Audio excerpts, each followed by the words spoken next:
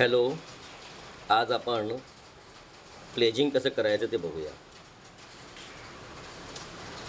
मी आता काईटवर जातो.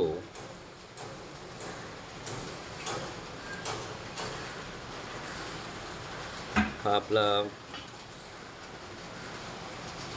काईटचा मेन स्क्रीनवर येऊया.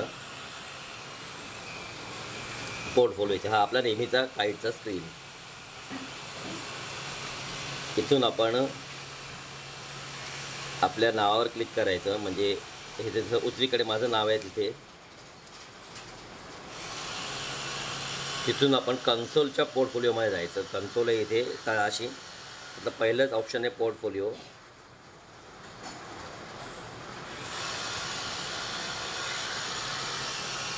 आणि मग आपल्या पोर्टफोलिओवर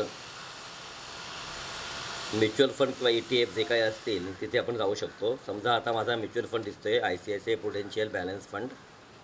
त्याच्यावर मी आता क्लिक करतो. इथे हा जो मेनू दिसतोय त्याच्यात प्लेज आणि अनप्लेज असं शेवटी तळाशी दोन मेनू आहेत. तर प्लेज फॉर मार्जिन ते आता मी क्लिक करतो. तर इथे पुन्हा मला सिलेक्ट करावं लागेल. तळाशी इथे दिसतोय पुन्हा ICICI प्रुडेन्शियल. हे जर तुम्ही क्लिक केलं तर तुम्हाला दिसेल इथे की क्वांटिटी टू प्लेज 69, म्हणजे माझ्याकडे 69 शेअर्स आहेत, युनिट्स आहेत. तर मी ती प्लेज करू शकतो मला जेवढी पाहिजे तेवढी. समजा मी यातली 60 केली तर 60 आउट ऑफ 69 अशा मी प्लेज करण्यासाठी म्हणतो आहे. आणि ते वरती कंटिन्यू म्हणायचं. किती प्लेज होणार अमाऊंट? तर 4431 ते पण आपल्याला दिसतं. आणि आता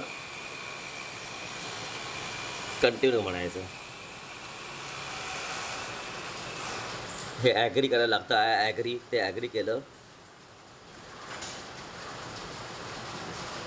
आणि सबमिट.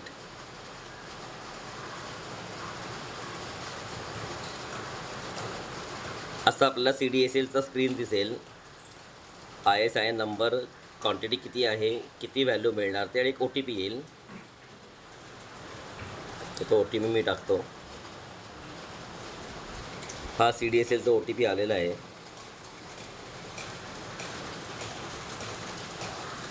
तर कॉपी करूया. 564782 564782. ठीक आहे.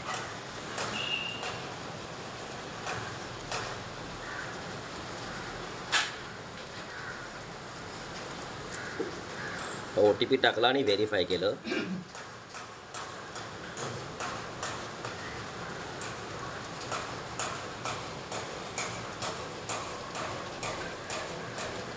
आता आपल्या स्क्रीनमध्ये आलं आहे done, you have successfully place the pledge request.